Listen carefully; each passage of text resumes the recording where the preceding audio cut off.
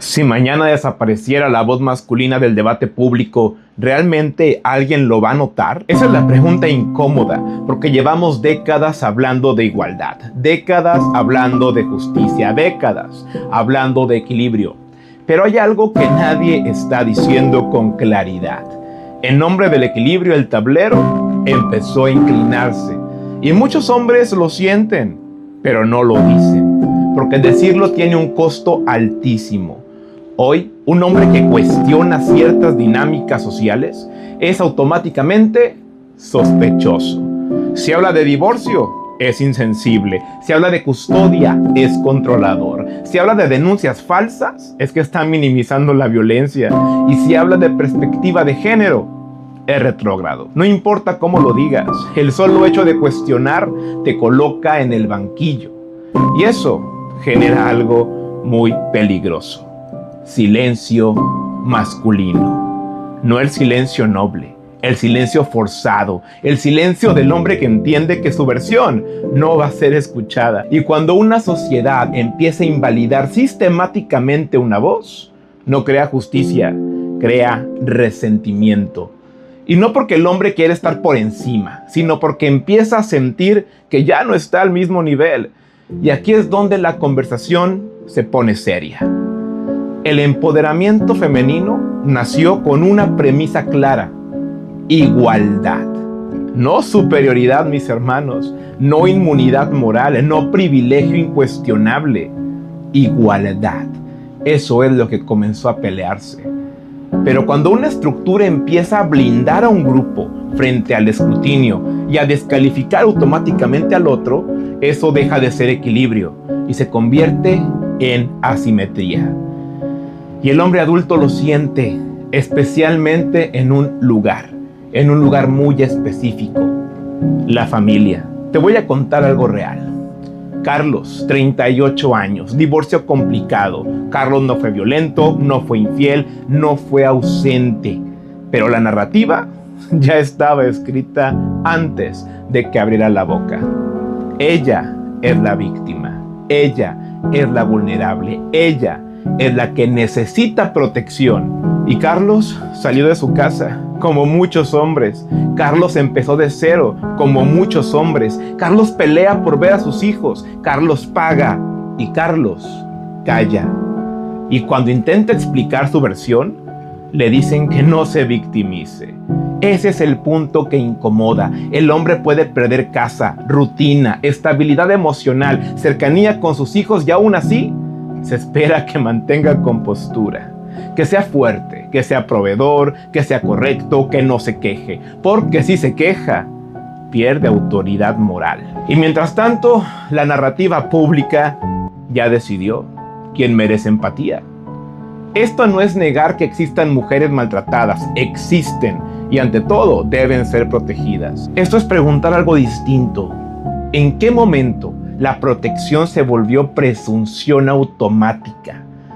Porque cuando la presunción antecede al análisis, la justicia entonces se debilita.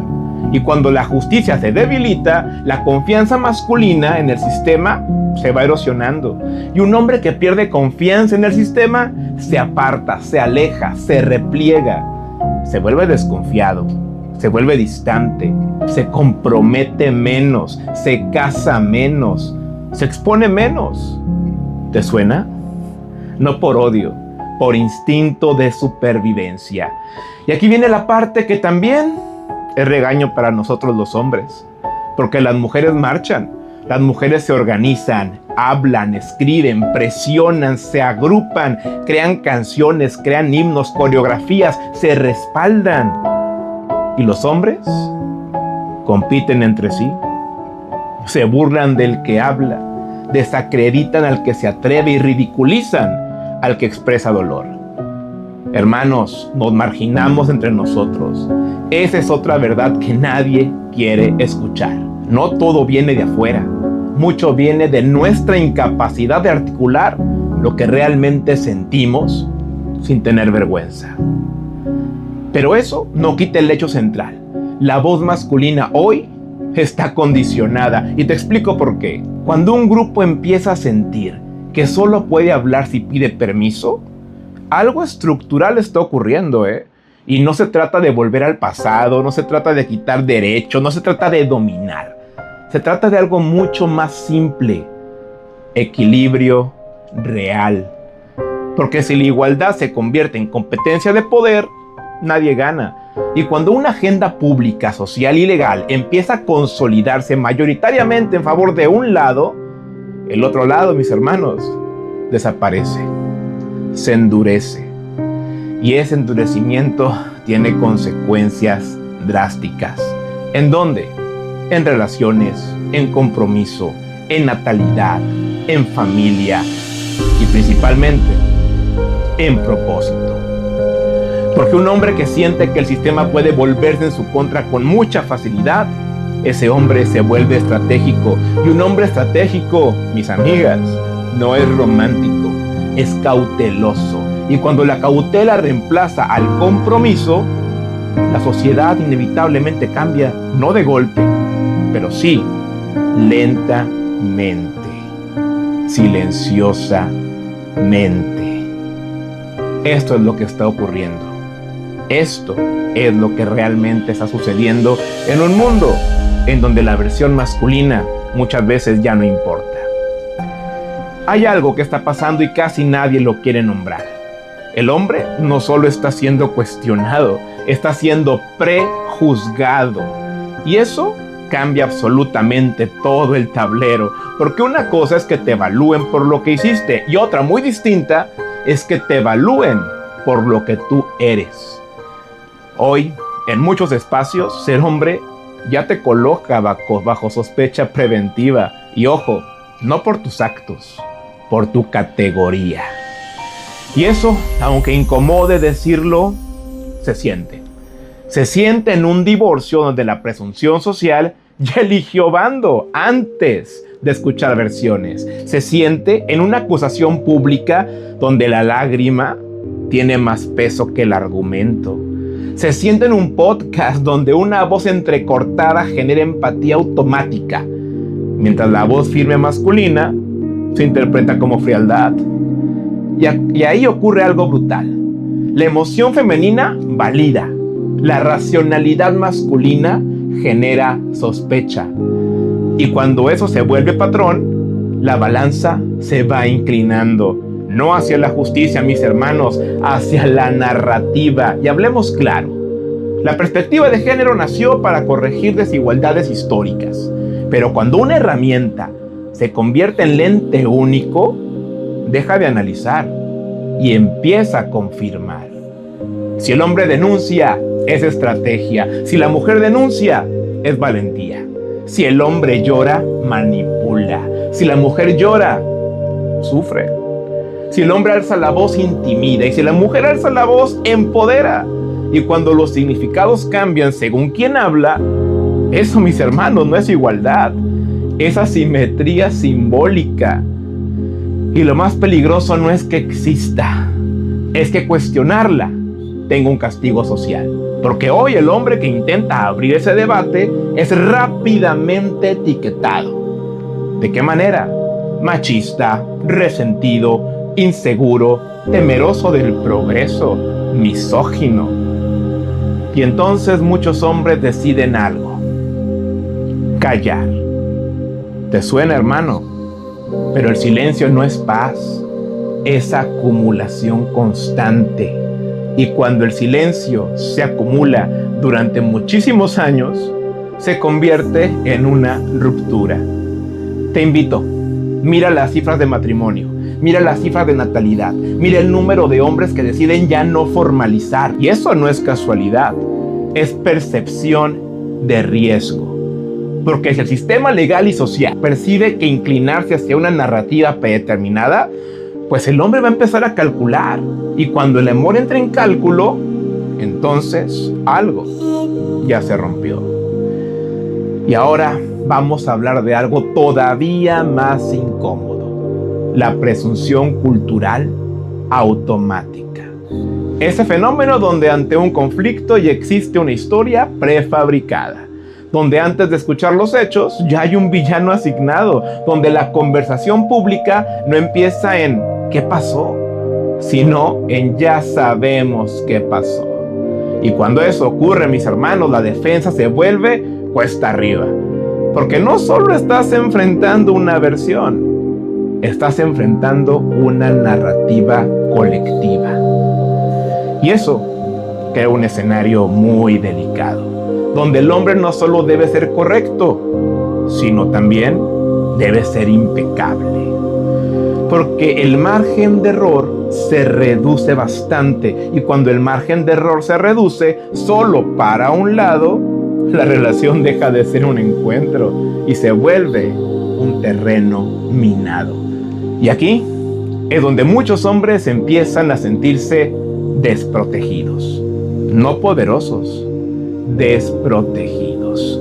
Porque si algo se malinterpreta, si una discusión escala, si una acusación se hace pública, la narrativa ya sabe cómo encajar la historia. Y cuando tu palabra no compite en igualdad de condiciones, aprendes a medir cada una de tus palabras, cada una de tus reacciones, cada uno de tus gestos. Y el amor no debería vivirse con miedo a ser malinterpretado. Pero muchos hombres, te digo algo, así lo viven. No lo dicen, pero lo viven así. Ahora, escúchame con mucha atención. Esto no es una guerra contra las mujeres. No, señores. Es una advertencia sobre una estructura que está siendo consolidada. Porque también hay mujeres conscientes, críticas de estos excesos. Pero el problema no son los individuos esencialmente. Es el clima cultural. Te hablo de esto. Un clima donde cuestionar ciertos privilegios simbólicos es tabú. Un clima donde la agenda pública, académica y mediática se inclina en una dirección clara. Y cuando la cultura inclina, la ley la sigue. Y cuando la ley se inclina, ahí es donde, mis hermanos, el hombre empieza a evaluar. Y cuando el hombre comienza a evaluar los riesgos, es cuando se aleja, se repliega y deja entonces de comprometerse. Y cuando dejamos de comprometernos, la sociedad pierde estabilidad. Esto no es ideología, mis hermanos, es consecuencia. Y ahora viene el golpe aún más duro, porque también es nuestra responsabilidad. Muchos hombres prefieren burlarse del que habla. Prefieren llamarlo exagerado. Prefieren hacerse los indiferentes completamente, porque es más cómodo encajar que incomodar. Y mientras tanto, las estructuras se consolidan cotidianamente. Las narrativas continúan tomando fuerza y los marcos legales continúan expandiéndose. Y el hombre promedio sigue trabajando, pagando, cumpliendo, pero sin representación real en la conversación pública. Y cuando un grupo siente que cumple deberes, pero no tiene una voz equivalente porque no le van a creer igual, empieza lo más triste: el desgaste de identidad. Y no es odio, es erosión lenta, muy, pero muy silenciosa, y principalmente constante. Y aquí viene una frase que quiero que resuene: la igualdad no es dar poder extra, es quitar el exceso de poder. Y si un movimiento que nació para equilibrar termina blindando solamente a una parte de la sociedad, se desvirtúa. Quizás no era la intención original, pero se desvirtúa por una evolución descontrolada. Y si nadie lo señala por miedo a ser cancelado, entonces el desequilibrio continúa normalizándose. Y el hombre adulto, mis hermanos, esto lo sabe.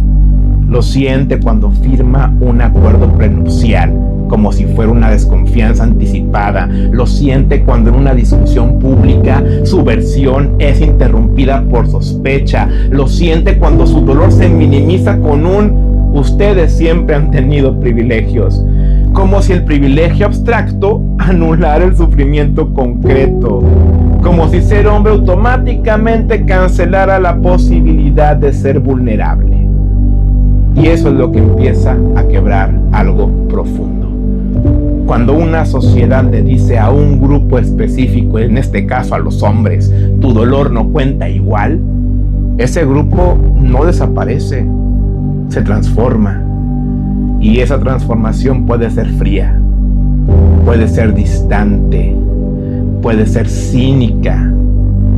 ¿Te suena? Y nadie gana con eso. Absolutamente nadie gana con esa versión de los hombres.